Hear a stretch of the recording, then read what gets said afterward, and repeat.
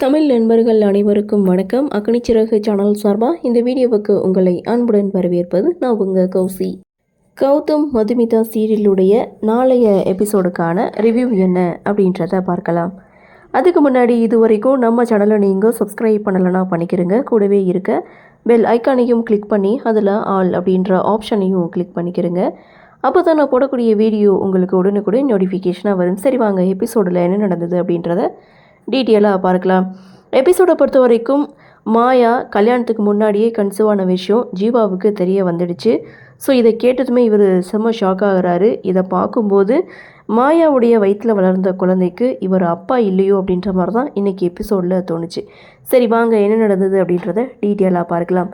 எபிசோடை பொறுத்த வரைக்கும் ஃபஸ்ட்டு சீன், கௌதமுக்கு உடம்பு சரியில்லாமல் போகுது. எங்கள் மதுமிதா பிபியெல்லாம் செக் பண்ணி டேப்லெட்லாம் எடுத்து கொடுக்குறாங்க.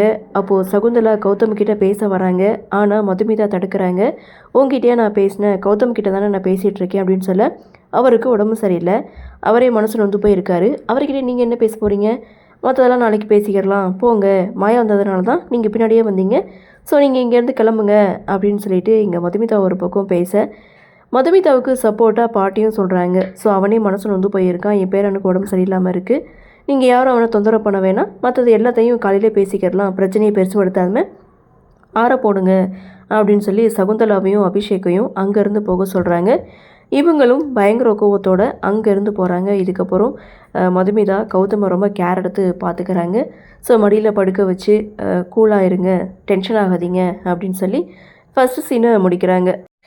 அடுத்து ப்ரொமோவில் பார்த்த சீன் தான். மாயாவுக்காக சகுந்தலா காஃபி எடுத்துகிட்டு ரூமுக்கு போகிறாங்க. கதவை தட்டுறாங்க, கதவை திறக்கலை. அப்போது சகுந்தலா கதவை திறந்து உள்ளே போய் பார்க்கும்போது இங்கே ஃபிக்ஸ் வந்து துடிச்சிட்ருக்காங்க மாயா. ஸோ உடனே அபிஷேக்கை கூப்பிடுறாங்க. அபிஷேக், லக்ஷ்மிகாந்த் இவங்க 2 பேரும் ஓடி வராங்க. பின்னாடியே பாட்டியும் வராங்க. என்னாச்சு மாயாவுக்கு அப்படின்னு சொல்லிட்டு பாட்டி வேகமாக ஓடி வந்து மாயாவை வந்து பாருங்கன்னு சொல்லி கௌதமுடைய ரூமை தட்டி எழுப்புறாங்க.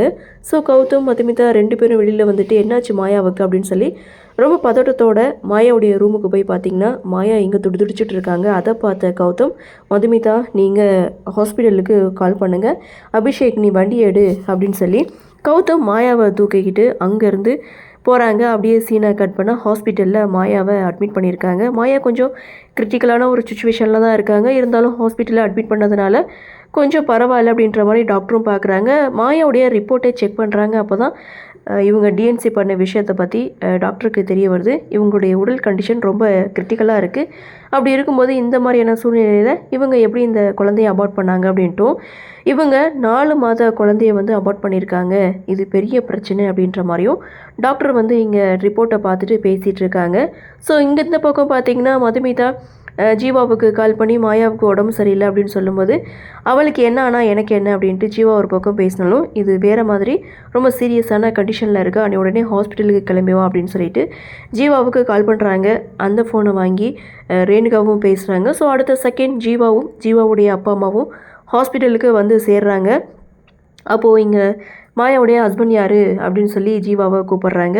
அப்போது டாக்டர் பார்த்திங்கன்னா ஜீவா கிட்டே பேசுகிறாங்க. நீங்கள் எப்படி இந்த குழந்தைய அபார்ட் பண்ண ஒத்துக்கிட்டீங்க அப்படின்னு சொல்லி கேட்கும்போது அது எனக்கு தெரியவே தெரியாது, வீட்டில் இருக்கவங்க யாருக்கிட்டேயுமே சொல்லாமல் தான் அவன் அந்த குழந்தைய அபார்ட் பண்ணிட்டா அப்படின்ற மாதிரி இங்கே ஜீவா வந்து சொல்கிறாங்க.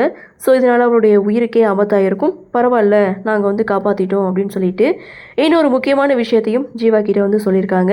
அதாவது அவங்க 4 மாத குழந்தைய வந்து அபார்ட் பண்ணியிருக்காங்க, இன்னும் 1 மாதம் போயிருந்ததுன்னா முழு குழந்தைய அவங்க அபார்ட் பண்ணியிருப்பாங்க, ஸோ அது அவங்க உயிருக்கே ஆபத்தாக இருக்கும், நல்ல வேலை அப்படின்ற மாதிரி சொல்லும்போது அப்போ தான் ஜீவா இந்த விஷயத்தை கேட்டு செம்ம ஷாக் ஆகிறாங்க. ஸோ அப்போது டாக்டர்கிட்டே ஜீவா வந்து இந்த விஷயத்தை பற்றி இங்கே யார்கிட்டையும் நீங்கள் சொல்ல வேணாம் அப்படின்னு சொல்லும்போது எதுக்காக அப்படின்னு சொல்லி கேட்குறாங்க. இல்லை எங்களுக்கு கல்யாணம் ஆகிட்டு 2 மாதம் தான் ஆகுது, ஸோ இந்த விஷயத்தை நீங்கள் சொல்ல வேணாம் அப்படின்னு சொல்ல அப்படி வெளியில் சொன்னால் பெரிய பிரச்சனை ஆகிடும்ன்ட்டு இங்கே ஜீவா ஒரு பக்கம் டாக்டர்கிட்ட சொல்ல சரி ஓகே கல்யாணம் ஆகிறதுக்கு முன்னாடியே கன்சீவ் ஆகிட்டாங்க, இதெல்லாம் பணக்காரங்க கிட்டே இருக்கிற திமிரு அப்படின்னு சொல்லிட்டு இந்த விஷயத்த நான் யார்கிட்டையும் சொல்லலை அப்படின்னு சொன்னதும் ஜீவா ரூமை விட்டு வெளியில் வராங்க. ஜீவாவுக்கு இது அதிர்ச்சியாக தான் இருக்குது. ஸோ ஜீவா கிட்டே என்னாச்சுன்னு சொல்லி கேட்கும்போது அந்த இடத்துல நர்ஸ் வந்து இது மாதிரி பேஷண்ட் கண்ணு முழிச்சிட்டாங்கன்னு சொன்னதும் எல்லோரும் ஓடி போய் பார்க்குறாங்க. மாயா கண்ணு முழிச்சிட்டாங்க. மாயாவை பார்த்து செம்ம கோவத்தில் நிற்கிறாரு ஜீவா. ஸோ இன்னொரு பக்கம் பார்த்திங்கன்னா இது நாள் வரைக்கும் என்னை கை நீட்டி அடித்ததே கிடையாது, ஸோ நான் ஏதோ சின்ன தப்பு தானே செஞ்சேன், அதுக்காக என்னையே அப்படி அடிச்சிங்க அப்படின்ற மாதிரி நீங்கள் இன்றைக்கி வேற ஒரு அண்ணனாக தெரிஞ்சிங்க அப்படின்ற மாதிரியும் இங்கே மாயா பார்த்தீங்கன்னா கௌதம் கிட்ட பேசிகிட்டு இருக்காங்க. இவ எதுவும் தப்பே செய்யாத மாதிரி இவ பேசிகிட்டு இருக்காளே, கௌதமுக்கு பரவாயில்ல, மாயா மேலே சின்ன ஒரு அக்கறை இருக்குது, அன்பு இருக்குது, அதனால இதை வச்சு சமாளிச்சிடலாம் அப்படின்ற மாதிரி சகுந்தலா ஒரு பக்கம் நினைக்க. ஸோ இங்கே கௌதம் பார்த்தீங்கன்னா மாயாவுக்கு அட்வைஸ் பண்ணுறாங்க. ஸோ நான் வந்து உன்னை அடிச்சிருக்கக்கூடாது அப்படின்ட்டும், நீ கரியருக்காக எப்படி ஒரு முடிவு எடுத்திருந்தாலும் நாங்கள் வீட்டில் எத்தனை பேர் இருக்கோம், எங்ககிட்ட நீ சொல்லிட்டு இருக்கலாம் அப்படின்ற மாதிரியும், சரி சின்ன பிள்ளை ஏதோ தப்பு பண்ணிட்ட, ஆனால் திரும்ப இந்த தவறை நீ செய்யவே கூடாது, இதுதான் ஃபர்ஸ்ட் அண்ட் லாஸ்ட் வார்னிங் அப்படின்ற மாதிரி இங்கே கௌதம் மாயாவுக்கு வார்னிங் கொடுக்குறாங்க. இருந்தாலும் ரொம்ப பாசமாக தான் பேசுகிறாரு. அதை பார்த்த சகுந்தலா பரவாயில்ல, கௌதம் வந்து மாயா மேலே கோவமாக இல்லை, அன்பாக தான் இருக்கான், இதை வச்சு நம்ம சமாளிச்சிடலாம் அப்படின்னு சொல்லி, இதுதான் அண்ணன் பாசங்கிறது, பார்த்தல்ல உனக்கும் ஒன்றுனதையும் அண்ணன் எப்படி துடிச்சிட்டான்னு பார்த்தல்ல, இனிமேலாவது ஒழுங்காக பார்த்து நடந்துக்கோன்னு சொல்லி சகுந்தலா ஒரு பக்கம் மாயா விட்டுட்டு, இதுக்கெல்லாம் நீ தான் காரணம், உன் அளப்பு தான் சரியில்லை அப்படின்னு சொல்லி பாட்டி ஒரு பக்கம் சகுந்தலாவை தேடிட்டு இருக்காங்க. அப்போது ஜீவா மாயாவை பார்க்க, மாயா ஜீவாவை பார்க்க, ஜீவா அங்கேருந்து போகிறாங்க. ஸோ உடனே எல்லாருமே ரூமை விட்டு வெளியில் வராங்க. ஜீவா கிட்ட இங்கே கௌதம் வந்து பேசுகிறாரு. மாயா வந்து சின்ன பிள்ளை, ஸோ உனக்கு எவ்வளோ பெரிய இழப்புன்னு எனக்கு தெரியும், இருந்தாலும் அவளை வந்து மன்னிச்சு ஏற்றுக்கோ அப்படின்ற மாதிரி இங்கே மன்னிப்பு கேட்டு கௌதம் ஜீவா முன்னாடி நிற்கிறாரு. ஸோ அது மட்டும் இல்லை, ஜீவாவுடைய குடும்பத்துக்கிட்ட இங்கே மன்னிப்பு கேட்குறாங்க. ஸோ உங்கள் குடும்பத்துக்கு எவ்வளோ பெரிய இழப்புன்னு எனக்கு நல்லாவே புரியுது, இருந்தாலும் மாயா சின்ன பொண்ணு, நேற்றே அவளை நான் கை நீட்டி அடிச்சிருக்கக்கூடாது அப்படின்ற மாதிரியும், அவள் வந்து பண்ண தப்பை பெருசுப்படுத்தாமல் மன்னிச்சு மாயாவை ஏற்றுக்கங்க அப்படின்ற மாதிரி கௌதம் மன்னிப்பு கேட்டு எங்கள் மாயாவை ஏற்றுக்கிற சொல்கிறாங்க. அப்போது சகுந்தலா நினைக்கிறாங்க, பரவாயில்ல, நம்ம இந்த பிரச்சனையை எப்படி கையாள போகிறோன்னு தெரியாமல் இருந்தோம், ஆனால் கௌதமே இதை சரி பண்ணி வச்சுட்டான், இனி எந்த ஒரு பிரச்சனையும் கிடையாதுன்னு சகுந்தலா ஒரு பக்கம் மைண்ட் வைஸ் கொடுத்துட்டு இருக்காங்க. அப்போது ஜீவா செம்ம கோவத்தில் இருக்கார்.